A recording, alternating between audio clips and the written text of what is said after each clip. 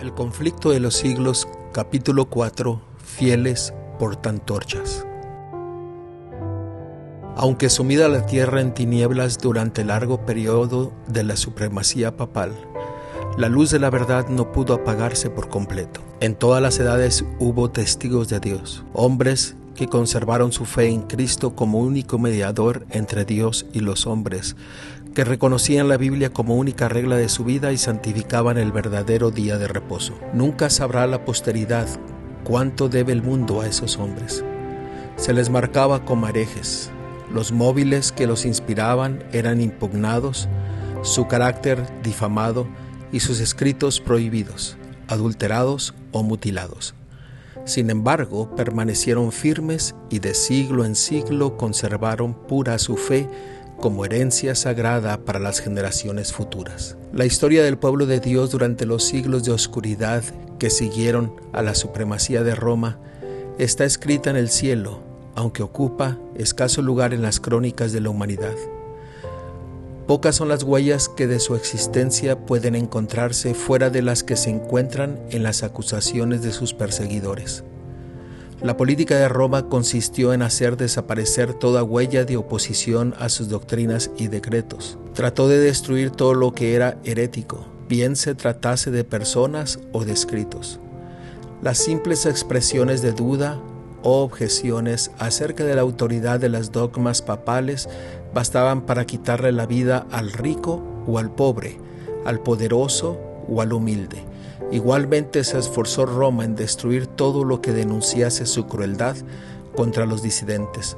Los concilios papales decretaron que los libros o escritos que hablasen sobre el particular fuesen quemados. Antes de la invención de la imprenta eran pocos los libros, y su forma no se presentaba para conservarlos, de modo que los romanistas encontraron pocos obstáculos para llevar a cabo sus propósitos.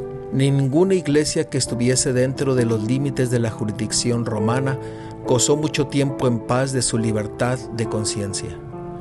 No bien se hubo hecho dueño del poder el papado, extendió los brazos para aplastar a todo el que rehusara reconocer su gobierno, y una tras otra las iglesias se sometieron a su dominio. En Gran Bretaña el cristianismo primitivo había echado raíces desde muy temprano.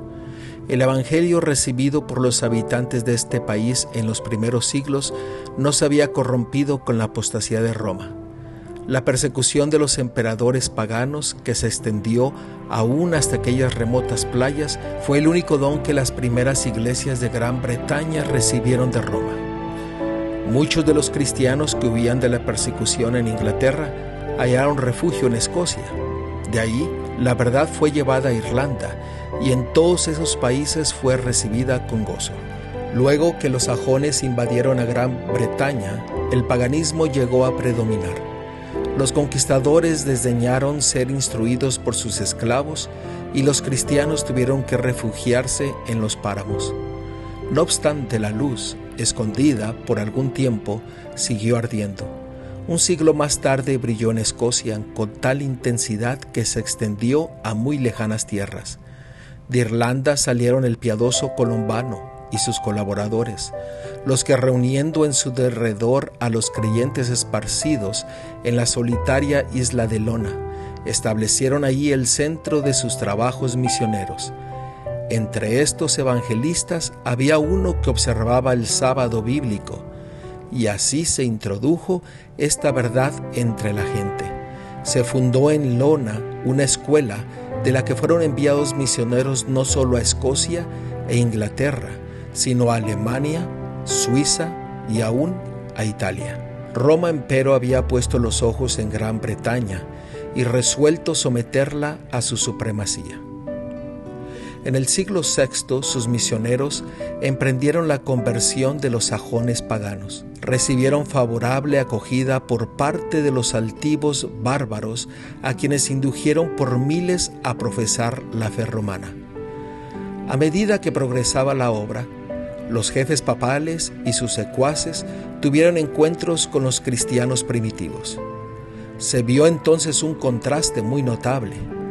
Eran estos cristianos primitivos sencillos y humildes cuyo carácter y cuyas doctrinas y costumbres se ajustaban a las Escrituras, mientras que los discípulos de Roma ponían de manifiesto la superstición, la arrogancia y la pompa del papado. El emisario de Roma exigió de estas iglesias cristianas que reconociesen la supremacía del soberano pontífice. Los habitantes de Gran Bretaña respondieron humildemente que ellos deseaban amar a todo el mundo, pero que el Papa no tenía derecho de supremacía en la iglesia y que ellos no podían rendirle más que la sumisión que era debida a cualquier discípulo de Cristo. Varias tentativas se hicieron para conseguir que se sometiesen a Roma, pero estos humildes cristianos, espantados del orgullo que ostentaban los emisarios papales, respondieron con firmeza que ellos no reconocían a otro jefe que a Cristo. Entonces se reveló el verdadero espíritu del papado. El enviado católico romano les dijo: si no recibís a los hermanos que os traen paz, recibiréis a los enemigos que os traerán guerra. Si no os unís con nosotros para mostrar a los sajones el camino de vida, recibiréis de ellos el golpe de muerte. No fueran vanas estas amenazas. La guerra, la intriga y el engaño se emplearon contra estos testigos que sostenían una fe bíblica, hasta que las iglesias de la primitiva Inglaterra fueron destruidas u obligadas a someterse a la autoridad del Papa. En los países que estaban fuera de la jurisdicción de Roma, existieron por muchos siglos grupos de cristianos que permanecieron casi enteramente libres de la corrupción papal. Rodeados por el paganismo, con el transcurso de los años fueron afectados por sus errores. No obstante, siguieron considerando la Biblia como la única regla de fe y adhiriéndose a muchas de sus verdades. Creían esos cristianos en el carácter perpetuo de la ley de Dios y observaban el sábado del cuarto mandamiento. Hubo en el África Central y entre los armenios de Asia iglesias que mantuvieron esta fe y esta observancia. Mas entre los que resistieron las instrucciones del poder papal, los valdenses fueron los que más sobresalieron. En el mismo país en donde el papado asentara sus reales fueron donde encontraron mayor oposición su falsedad y corrupción. Las iglesias del Piamonte mantuvieron su independencia por algunos siglos, pero al fin llegó el tiempo en que Roma insistió en que se sometieran. Tras larga serie de luchas inútiles, los jefes de estas iglesias reconocieron, aunque de mala gana, la supremacía de aquel poder al que todo el mundo parecía rendir homenaje. Hubo, sin embargo, algunos que rehusaron sujetarse a la autoridad de papas o prelados. Determinaron mantenerse leales a Dios y conservar la pureza y sencillez de su fe. Se efectuó una separación. Los que permanecieron firmes en la antigua fe se retiraron. Algunos abandonaron sus tierras de los Alpes, alzaron el pendón de la verdad en países extraños. Otros se refugiaron en los valles solitarios y en los baluartes peñascosos de las montañas, y allí conservaron su libertad para adorar a Dios. La fe que por muchos siglos sostuvieron y enseñaron los cristianos valdenses contrastaba notablemente con las doctrinas falsas de Roma. De acuerdo con el sistema verdaderamente cristiano, fundaban su creencia religiosa en la palabra de Dios escrita. Pero esos humildes campesinos, en sus oscuros retiros, alejados del mundo y sujetos a penosísimo trabajo diario entre sus rebaños y viñedos, no habían llegado de por sí al conocimiento de la verdad que se oponía a los dogmas y herejías de la iglesia apóstata. Su fe no era una fe nueva. Su creencia en materia de religión la habían heredado de sus padres. Luchaban en pro de la fe de la iglesia apostólica, la fe que ha sido una vez dada a los santos. Judas 3.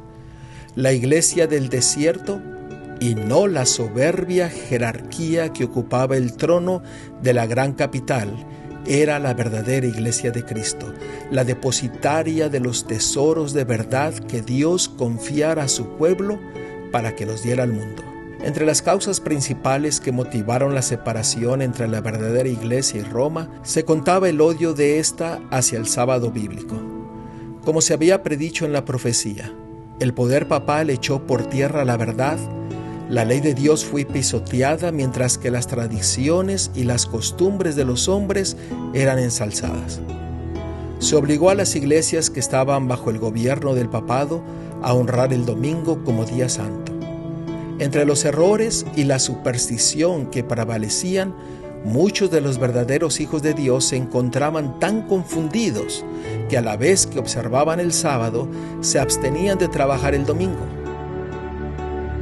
Mas esto no satisfacía a los jefes papales. No solo exigían que se santificara el domingo, sino que se profanara el sábado, y acusaban en los términos más violentos a los que se atrevían a honrarlo. Solo huyendo del poder de Roma era posible obedecer en paz a la ley de Dios. Los valdenses se contaron entre los primeros de todos los pueblos de Europa que poseyeron una traducción de las Santas Escrituras. Centenares de años antes de la Reforma tenían ya la Biblia manuscrita en su propio idioma. Tenían pues la verdad sin adulteración, y esto los hizo objeto especial del odio y de la persecución. Declaraban que la iglesia de Roma era la Babilonia apóstata del Apocalipsis, y con peligro de sus vidas se oponían a su influencia y principios corruptores. Aunque bajo la presión de una larga persecución, algunos sacrificaron su fe e hicieron poco a poco concesiones en sus principios distintivos. Otros se aferraron a la verdad. Durante siglos de oscuridad y apostasía, hubo valdenses que negaron la supremacía de Roma, que rechazaron como idolátrico el culto a las imágenes y que guardaron el verdadero día de reposo.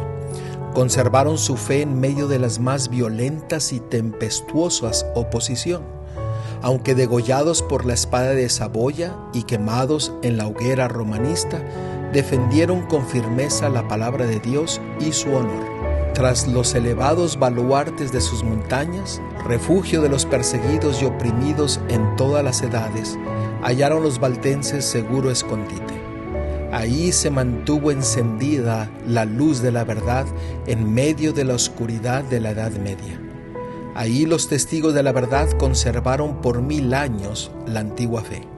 Dios había provisto para su pueblo un santuario de terrible grandeza como convenía a las grandes verdades que les había confiado. Para aquellos fieles desterrados, las montañas eran un emblema de la justicia inmutable de Jehová. Señalaban a sus hijos aquellas altas cumbres que a manera de torres se erguían en inalterable majestad y les hablaban de aquel en quien no hay mudanza ni sombra de variación, cuya palabra es tan firme como los montes eternos. Dios había afirmado las montañas y las había ceñido de fortaleza. Ningún brazo podía removerlas de su lugar, sino solo el poder infinito. Asimismo, había establecido su ley, fundamento de su gobierno en el cielo y en la tierra. El brazo del hombre podía alcanzar a sus semejantes y quitarles la vida, pero antes podría desarraigar las montañas de sus cimientos y arrojarlas al mar que modificar un precepto de la ley de Jehová, o borrar una de las promesas hechas a los que cumplen su voluntad. En su fidelidad a la ley, los siervos de Dios tenían que ser tan firmes como las inmutables montañas. Los montes que circundaban sus hondos valles atestiguaban constantemente el poder creador de Dios y constituían una garantía de la protección que Él les deparaba. Aquellos peregrinos aprendieron a cobrar cariño a esos símbolos mudos de la presencia de Jehová. No se quejaban por las dificultades de su vida y nunca se sentían solos en medio de la soledad de los montes. Daban gracias a Dios por haberles dado un refugio donde librarse de la crueldad y de la ira de los hombres. Se regocijaban de poder adorarle libremente. Muchas veces, cuando eran perseguidos por sus enemigos, sus fortalezas naturales eran su segura defensa. En más de un encumbrado risco, cantaron las alabanzas de Dios y los ejércitos de Roma no podían acallar sus cantos de acción de gracias. Pura y sencilla y ferviente fue la piedad de estos discípulos de Cristo. Apreciaban los principios de verdad más que las casas, las tierras, los amigos y parientes, más que la vida misma. Trataban ansiosamente de inculcar estos principios en los corazones de los jóvenes. Desde su más tierna edad, estos recibían instrucción en las Sagradas Escrituras y se les enseñaba a considerar sagrados los requerimientos de la ley de Dios. Los ejemplares de la Biblia eran raros, por eso se aprendían de memoria sus preciosas palabras.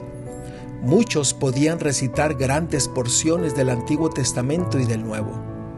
Los pensamientos referentes a Dios se asociaban con las escenas sublimes de la naturaleza y con las humildes bendiciones de la vida cotidiana.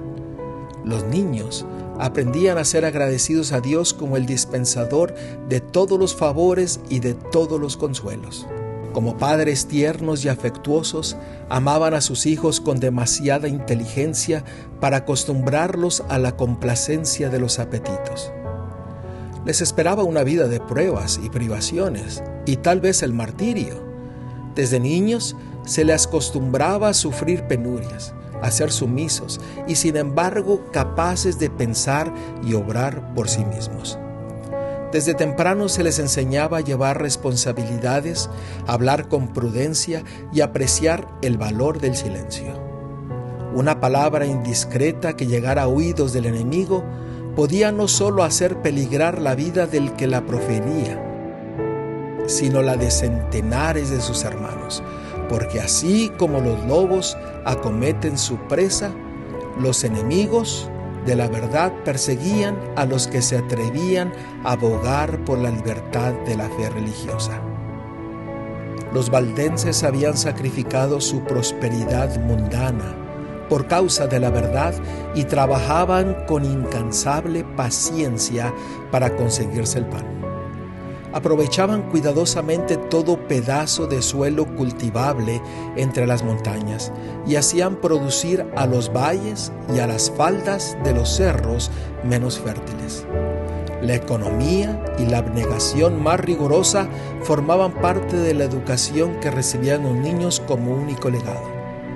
Se les enseñaba que Dios había determinado que la vida fuese una disciplina y que sus necesidades solo podían ser satisfechas mediante el trabajo personal, la previsión, el cuidado y la fe. Este procedimiento era laborioso y fatigoso, pero saludable. Es precisamente lo que necesita el hombre en su condición caída.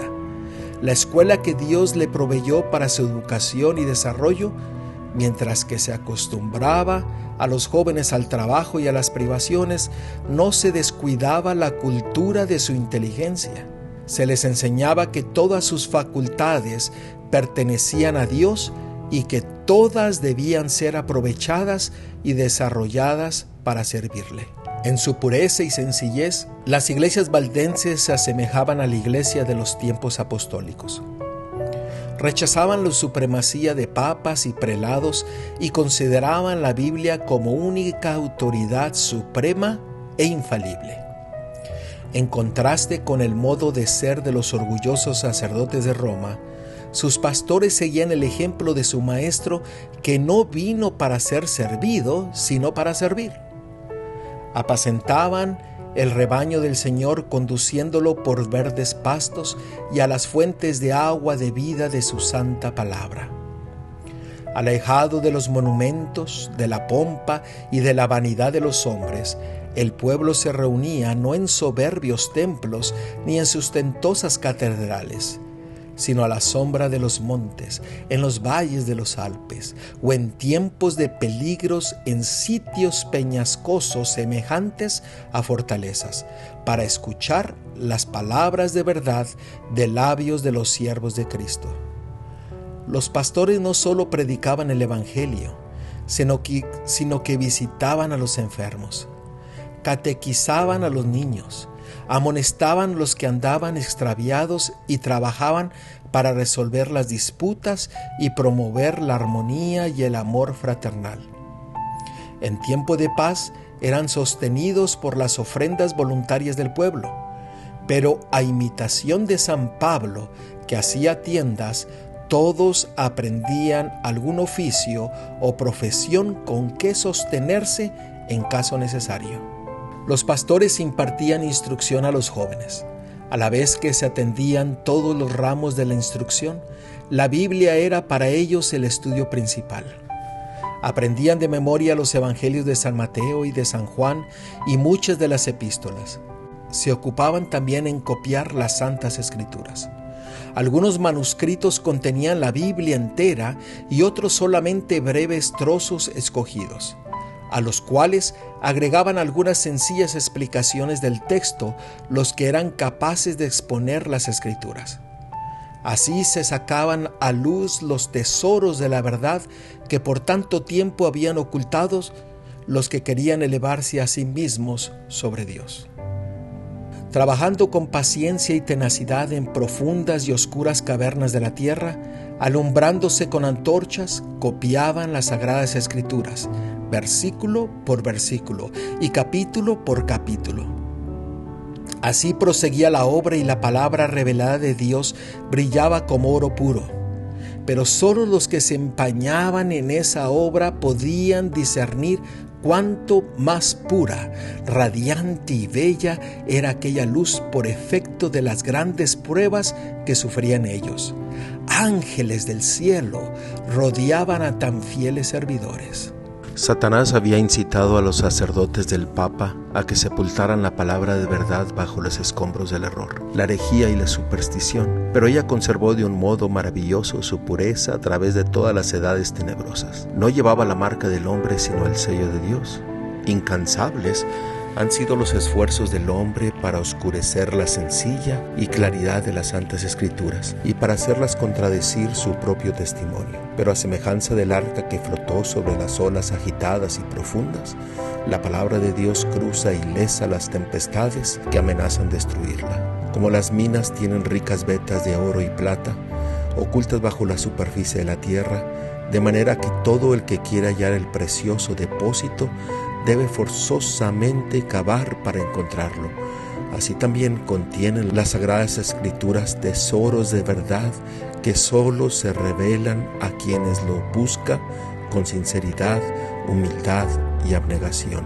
Dios había propuesto que la Biblia fuese un libro de instrucción para toda la humanidad en la niñez, en la juventud y en la edad adulta, y que fuese estudiada en todo tiempo. Dio su palabra a los hombres como una revelación de sí mismo. Cada verdad que vamos descubriendo es una nueva revelación del carácter de su autor. El estudio de las Sagradas Escrituras es el medio divinamente instituido para poner a los hombres en comunión más estrecha con su Creador y para darles a conocer más claramente su voluntad. Es el medio de comunicación entre Dios y el hombre. Si bien los valdenses consideraban el temor de Dios como el principio de la sabiduría, no dejaban de ver lo importante que es tratar con el mundo, conocer a los hombres y llevar una vida activa para desarrollar la inteligencia y para despertar las percepciones. De sus escuelas en las montañas enviaban algunos jóvenes a las instituciones de saber de las ciudades de Francia e Italia, donde encontraban un campo más vasto para estudiar, pensar y observar que el que encontraban en los Alpes de su tierra. Los jóvenes, así enviados, estaban expuestos a las tentaciones, presenciaban de cerca los vicios y tropezaban con los astutos agentes de Satanás que les insinuaban las herejías más sutiles y los más peligrosos engaños. Pero habían recibido desde la niñez una sólida educación que los preparará convenientemente para hacer frente a todo esto. En las escuelas a donde iban no debían intimar con nadie. Su ropa estaba confeccionada de tal modo que podía muy bien ocultar el mayor de sus tesoros, los preciosos manuscritos de las Sagradas Escrituras. Estos, que eran el fruto de meses y años de trabajo, los llevaban consigo y siempre que podían hacerlo sin despertar sospecha, ponían cautelosamente alguna porción de la Biblia al alcance de aquellos cuyo corazón parecía dispuesto a recibir la verdad. La juventud valdense era educada con tal objeto desde el regazo de la madre, comprendía su obra y la desempeñaba con fidelidad. En estas casas de estudio se ganaban conversos a la verdadera fe, y con frecuencia se veía que sus principios compenetraban toda la escuela. Con todo, los dirigentes papales no podían encontrar, ni aun apelando a minuciosa investigación, la fuente de lo que ellos llamaban herejía corrupta. El Espíritu de Cristo es un espíritu misionero. El primer impulso del corazón regenerado es el de traer a otros también al Salvador. Tal era el espíritu de los cristianos valdenses. Comprendían que Dios no requería de ellos tan solo que conservaran la verdad en su pureza en sus propias iglesias, sino que hicieran honor a la solemne responsabilidad de hacer que su luz iluminara a los que estaban en tinieblas. Con el gran poder de la palabra de Dios, procuraban destrozar el yugo que Roma había impuesto. Los ministros valdenses eran educados como misioneros, y a todos los que pensaban dedicarse al ministerio se les exigía primero que adquiriesen experiencia como evangelistas. Todos debían servir 3 años en alguna tierra de misión antes de encargarse de alguna iglesia en la suya. Este servicio, que desde el principio requería abnegación y sacrificio, era una preparación adecuada para la vida que los pastores llevaban en aquellos tiempos de prueba. Los jóvenes que eran ordenados para el sagrado ministerio no veían en perspectiva ni riquezas ni gloria terrenales, sino una vida de trabajo y peligro y quizás el martirio. Los misioneros salían de 2 en 2 como Jesús se lo mandara a sus discípulos.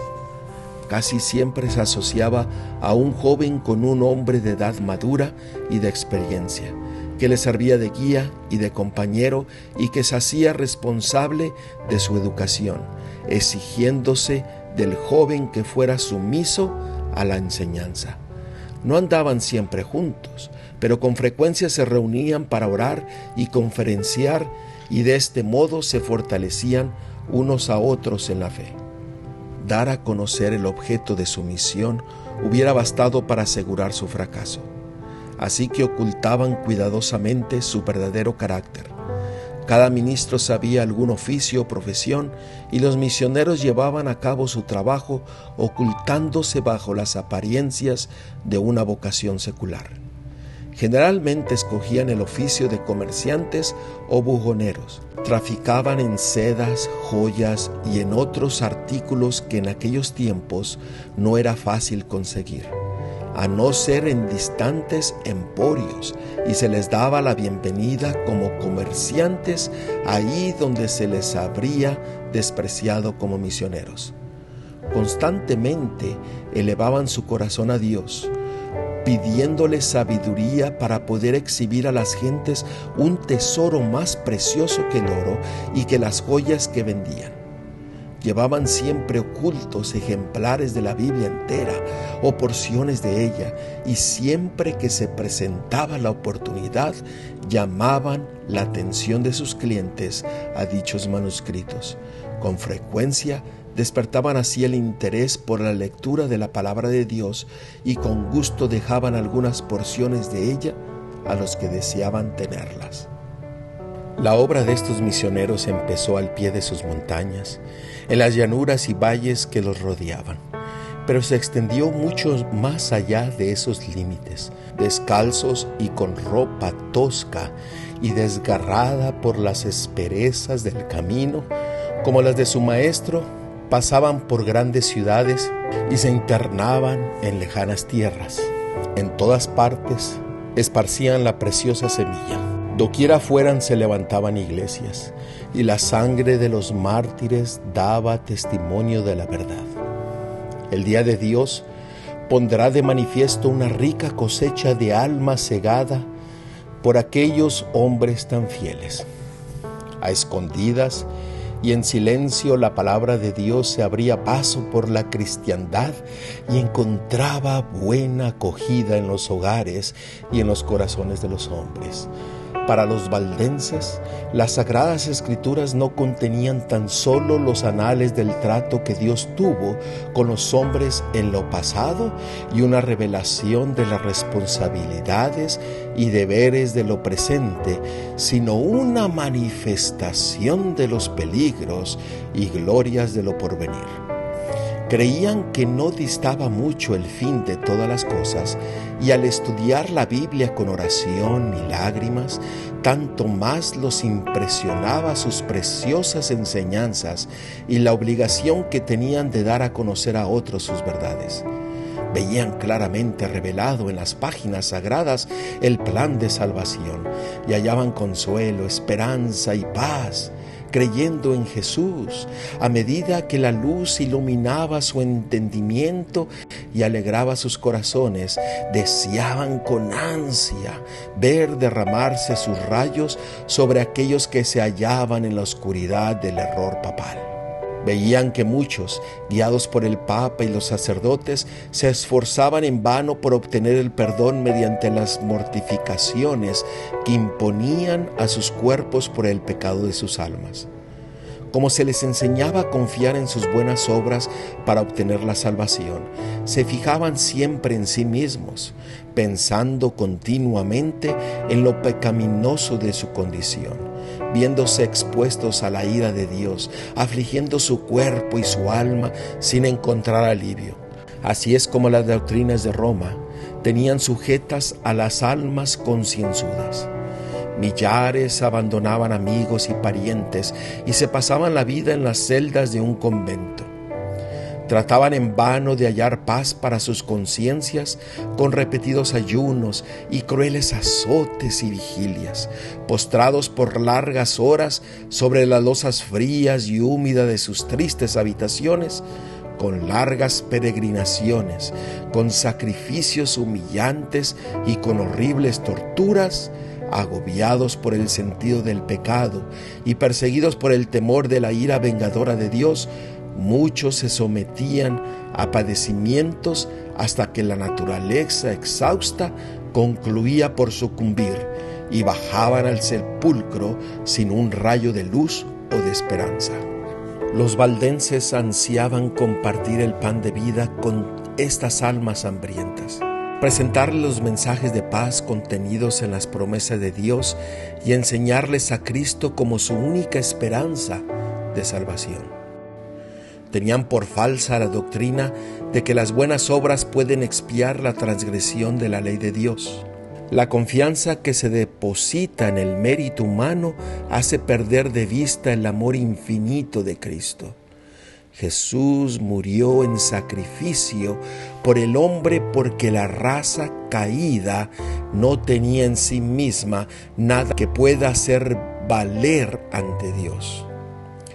Los méritos de un Salvador crucificado y resucitado son el fundamento de la fe del cristiano. El alma depende de Cristo de una manera tan real y su unión con Él debe ser tan estrecha como la de un miembro con el cuerpo o como la de un pámpano con la vid. Las enseñanzas de los papas y de los sacerdotes habían inducido a los hombres a considerar el carácter de Dios y aún el de Cristo como austero, tétrico y antipático. Se presentaba al Salvador tan desprovisto de toda simpatía hacia los hombres caídos que era necesario invocar la mediación de los sacerdotes y de los santos. Aquellos cuya inteligencia había sido iluminada por la palabra de Dios ansiaban mostrar a estas almas que Jesús es un Salvador compasivo y amante, que con los brazos abiertos invita a que vayan a Él todos los cargados de pecados, cuidados y cansancio. Anhelaban derribar los obstáculos que Satanás había ido amontonando para impedir a los hombres que viesen las promesas y fueran directamente a Dios para confesar sus pecados y obtener perdón y paz. Los misioneros valdenses se empeñaban en descubrir a los espíritus investigadores las verdades preciosas del Evangelio y con mucha precaución les presentaban porciones de las Santas Escrituras esmeradamente escritas. Su mayor gozo era infundir esperanza a las almas sinceras y agobiadas por el peso del pecado, que no podían ver en Dios más que un juez justiciero y vengativo. Con voz temblorosa y lágrimas en los ojos y muchas veces hincados de enojo, presentaban a sus hermanos las preciosas promesas que revelaba la única esperanza del pecador. De este modo, la luz de la verdad penetraba en muchas mentes oscurecidas, disipando las nubes de tristeza hasta que el sol de justicia brillaba en el corazón, impartiendo salud con sus rayos. Frecuentemente leían una y otra vez alguna parte de las Sagradas Escrituras a petición del que escuchaba, que quería asegurarse de que había oído bien. Lo que se deseaba en forma especial era la repetición de estas palabras: la sangre de Jesucristo, su Hijo, nos limpia de todo pecado. 1 Juan 1:7. Como Moisés levantó la serpiente en el desierto, así es necesario que el Hijo del Hombre sea levantado para que todo aquel que en él creyere no se pierda, sino tenga vida eterna. Juan 3, versículo 14 y 15. Muchos no se dejaban engañar por los acertos de Roma.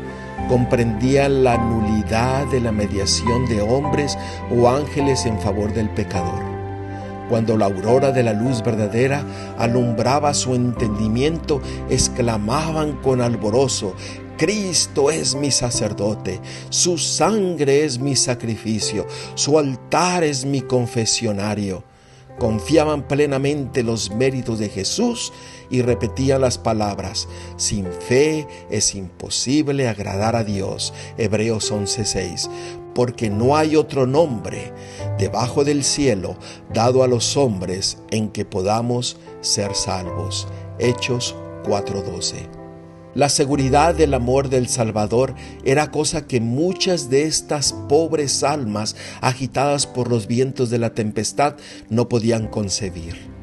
Tan grande era el alivio que las traía, tan inmensa la profusión de luz que sobre ellos derramaba, que se creían arrebatados al cielo. Con plena confianza ponían su mano en la de Cristo, sus pies se asentaban sobre la roca de los siglos.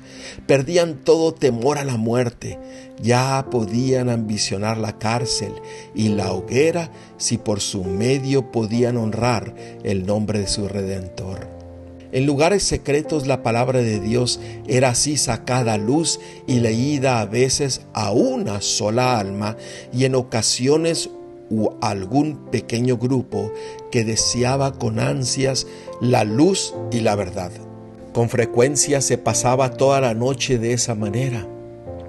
Tan grandes era el asombro y la admiración de los que escuchaban, que el mensajero de la misericordia con no poca frecuencia se veía obligado a suspender la lectura hasta que el entendimiento llegara a darse bien cuenta del mensaje de salvación.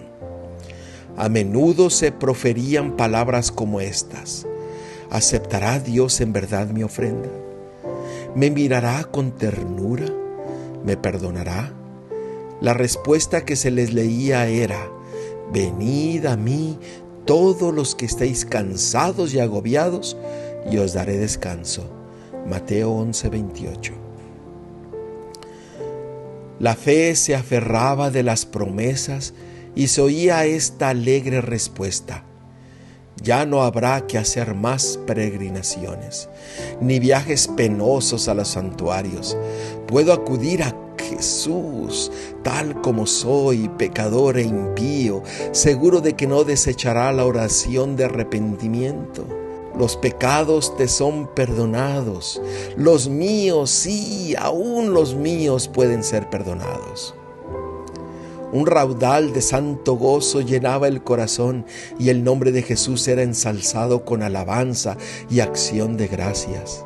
Esas almas felices volvían a sus hogares a derramar luz para contar a otros lo mejor que podían, lo que habían experimentado y cómo habían encontrado el verdadero camino. Había un poder extraño y solemne en las palabras de la Santa Escritura que hablaba directamente al corazón de aquellos que anhelaban la verdad. Era la voz de Dios que llevaba el convencimiento a los que oían.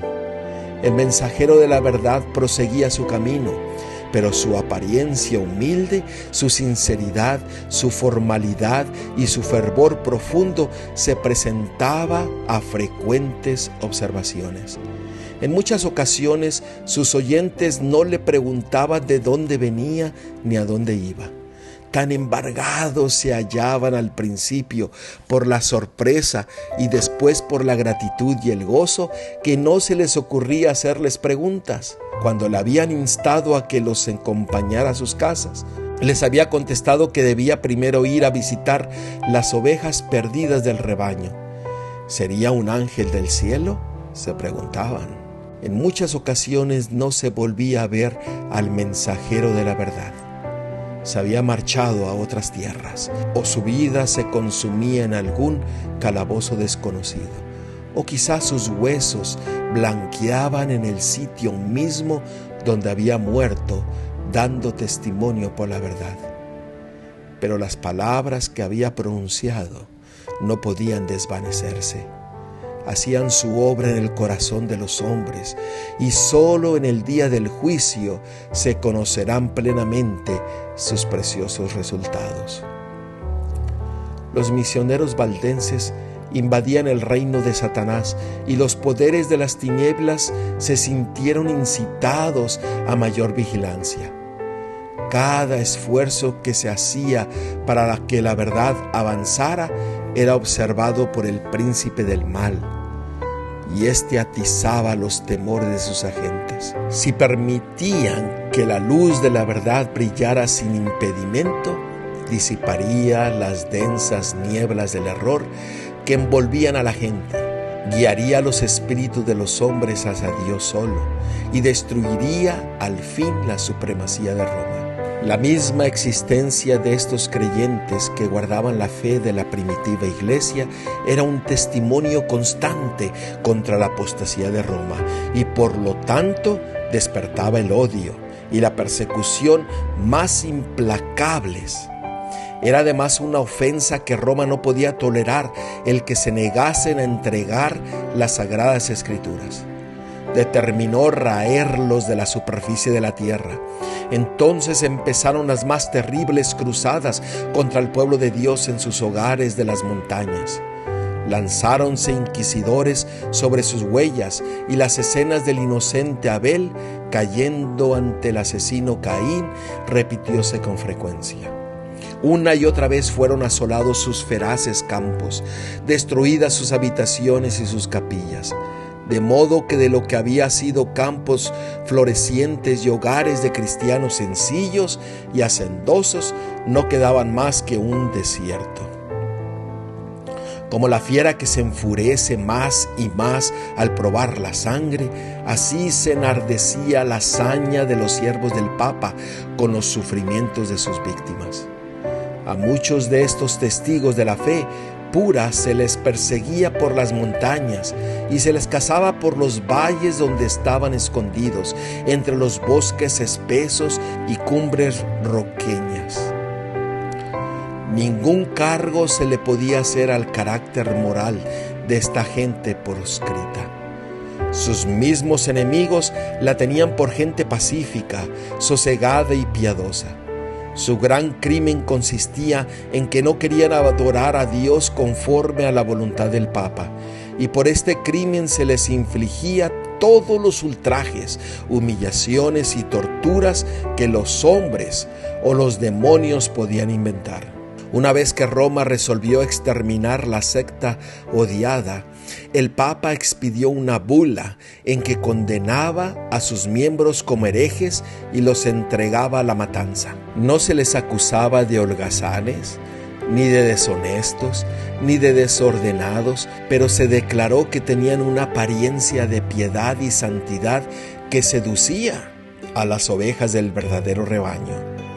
Por lo tanto, el Papa ordenó que si la maligna y abominable secta de malvados rehusaba abjurar, fuese aplastada como serpiente venenosa.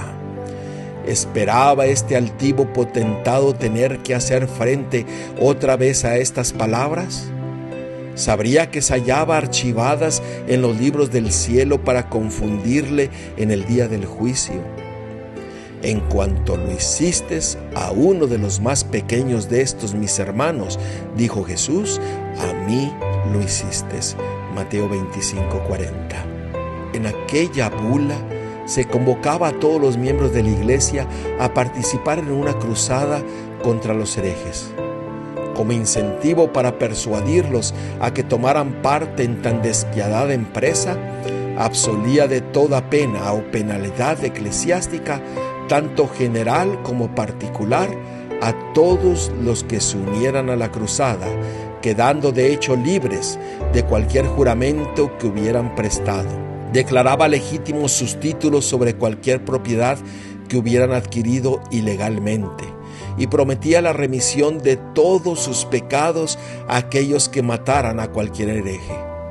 Anulaba todo contrato hecho en favor de los valdenses, ordenaba a los criados de estos que los abandonasen, prohibía a todos que les prestasen ayuda de ningún tipo y los autorizaba para tomar posesión de sus propiedades. Este documento muestra a las claras qué espíritu satánico obraba detrás del escenario. Es el rugido del dragón y no la voz de Cristo lo que en él se dejaba oír. Los jefes papales no quisieron conformar su carácter con el gran modelo dado en la ley de Dios, sino que levantaron modelo a su gusto y determinaron obligar a todos a ajustarse a este porque así lo habían dispuesto Roma. Se perpetraron las más horribles tragedias. Los sacerdotes y papas corrompidos y blasfemos hacían la obra que Satanás les señalara. No había cabida para la misericordia en sus corazones. El mismo espíritu que crucificara a Cristo y que matara a los apóstoles, el mismo que impulsara al sanguinario Nerón contra los fieles de su tiempo, estaba empeñado en exterminar a aquellos que eran amados de Dios. Las persecuciones que por muchos siglos cayeron sobre esta gente temerosa de Dios fueron soportadas por ella con una paciencia y constancia que honraban a su Redentor. No obstante, las cruzadas lanzadas contra ellos y la inhumana matanza a que fueron entregados siguieron enviando a sus misioneros a diseminar la preciosa verdad. Se los buscaba para darles muerte y con todo su sangre regó la semilla sembrada, que no dejó de dar fruto. De esta manera fueron los valdenses testigos de Dios siglos antes del nacimiento de Lutero. Esparcidos por muchas tierras, arrojaron la semilla de la reforma que brotó en tiempo de Wycliffe, se desarrolló y echó raíces en días de Lutero para seguir creciendo hasta el fin de los tiempos mediante el esfuerzo de todos cuantos estén listos para sufrirlo todo, a causa de la palabra de Dios y del testimonio de Jesús. Apocalipsis 1:9.